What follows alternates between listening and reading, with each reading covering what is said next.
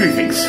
Welcome to the world of Pad Thai. Pad Thai is one of the world's really great pasta dishes. It doesn't matter if you're Italian or Thai or Greek such as myself or Canadian also such as myself. Pad Thai is a wonderful thing. But like all wonderful things, it needs a little bit of work. Some of it easy, some of it a little bit tedious, but it's called preparation. If you're prepared well enough, Pad Thai happens in exactly 8 minutes on the stove.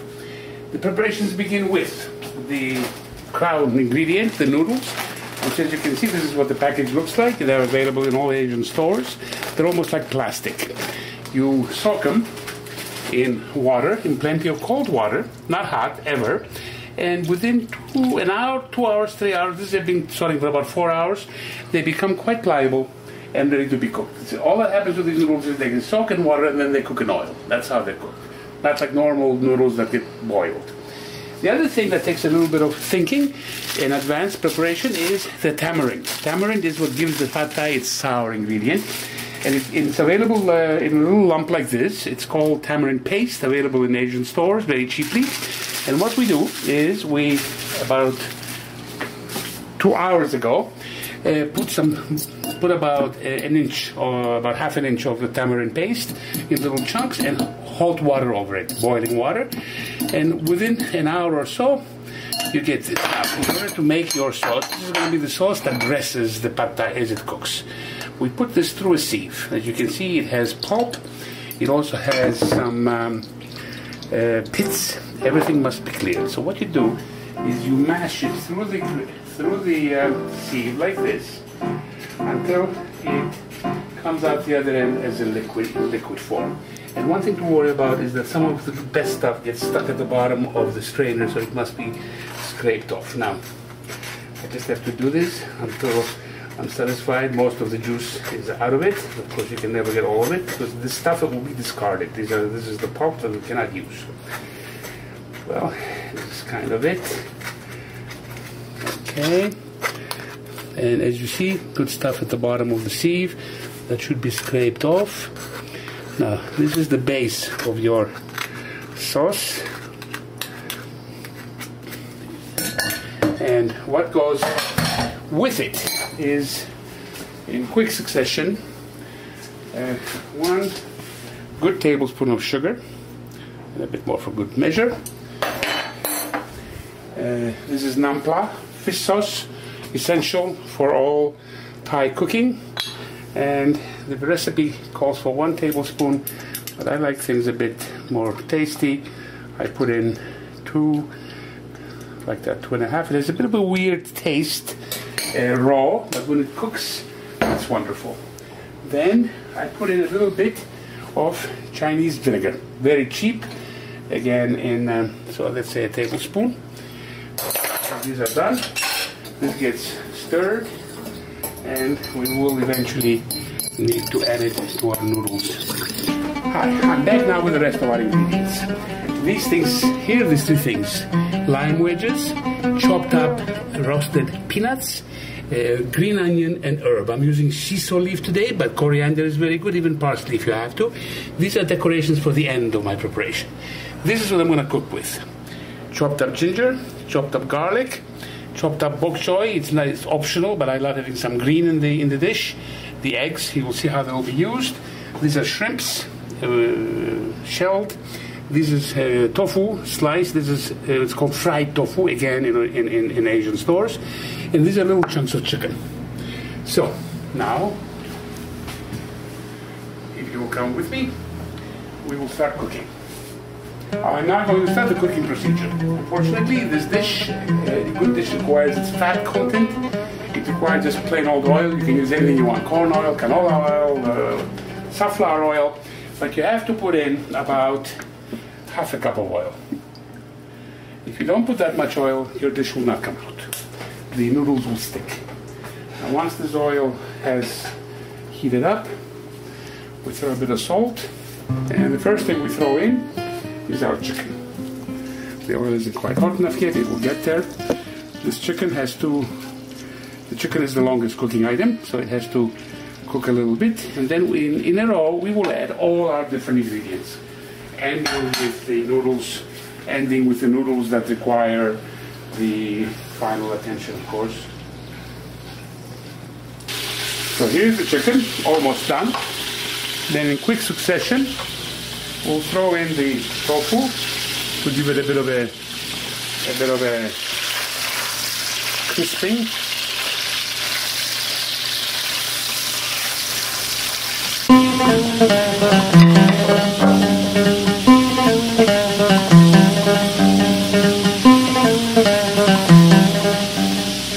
Okay.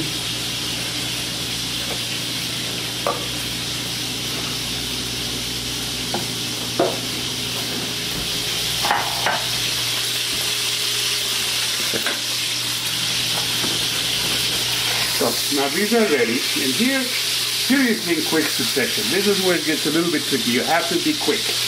We throw in the garlic and the ginger, and a little optional item of my own, because I like things hot, about half a teaspoon of chili pepper. And we give these a little, now nothing must burn, especially the garlic and the ginger.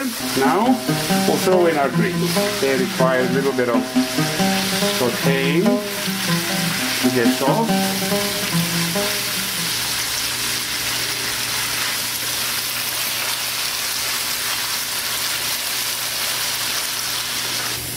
Now, by the way, I'm using a deep frying pan here, but you can also use a wok, obviously. But a deep frying pan does work, and I find it more accessible to my fire. The wok needs a larger fire. This one just works on a regular apartment stove like I have. So now the greens, the chicken, the garlic, the ginger, and the chilies are done. Now we throw in the shrimps. And the shrimps are tricky, they must not cook too much. They have to cook just a little bit, just enough to get pink, because they will continue cooking as we proceed with the rest of the recipe.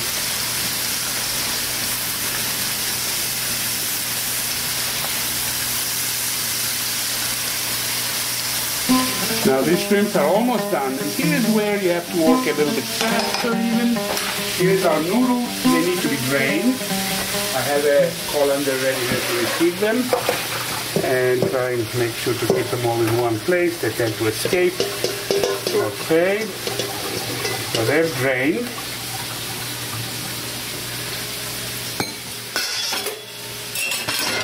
And now over back to our frying pan. Here's where we throw in the eggs. Gonna throw it for a pad thai for 2 people. Requires 2 eggs. And what you do is you put them in there, and you don't stir them too much, just a little bit to get them going. And then right away you dump the noodles in there,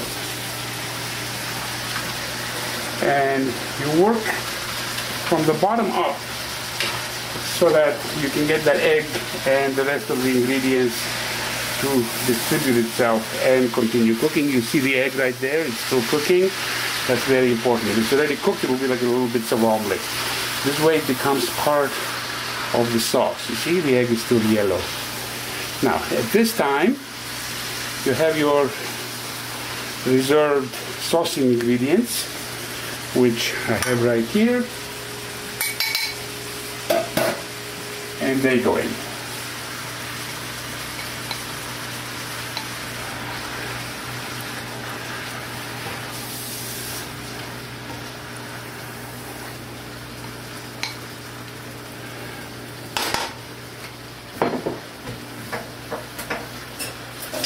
And cleanliness is very important, of course.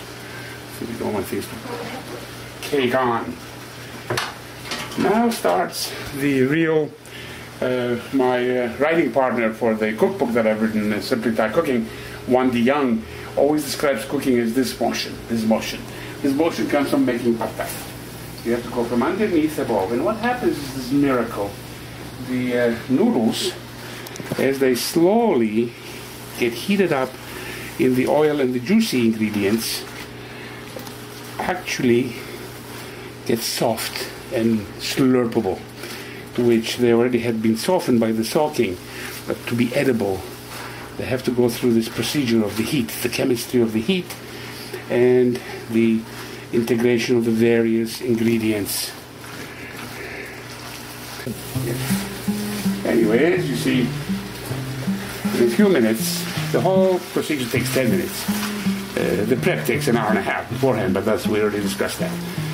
But just before eating, while the guests are having their beer goes very well with this dish, or rosé wine, you are doing this cooking, which is done in 10 minutes.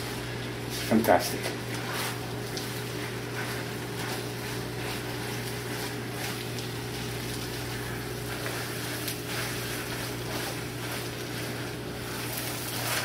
And now the proof is always in the pudding. You take a noodle. Fabulous, al dente, and yet slurpable. Now, if you like things extra salty, like I do, please don't follow my example. If you have a problem with salt, I add a little bit of additional soya at the end here. Soya doesn't like to be cooked too much, so I don't put in the other ingredients.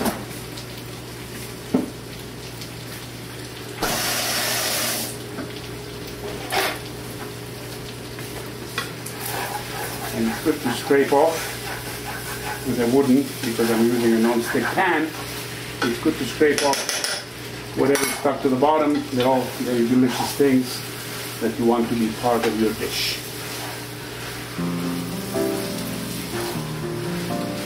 Frankly, it's done.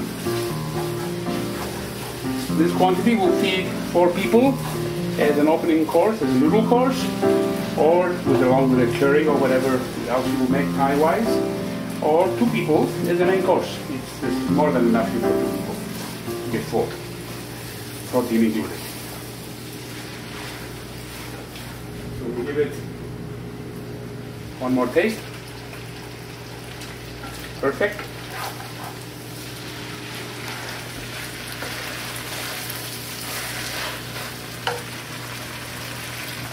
Turn off my fire.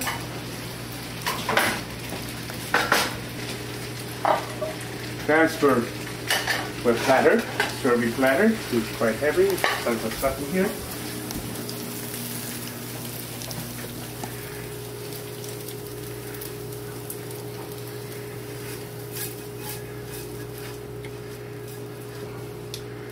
All right. This pesky little tofu keeps it trying to escape.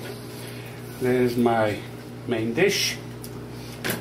Now come over here with me a second. Dress it up with some crushed peanuts that you had. Everything has to be ready, you see, because there's no time now to crush peanuts. Everything has to be ready in advance. So that when it's time to use it, you just use it, right? And here it is. And then the green onion and the herb over it to give it a bit of color and a bit of additional taste.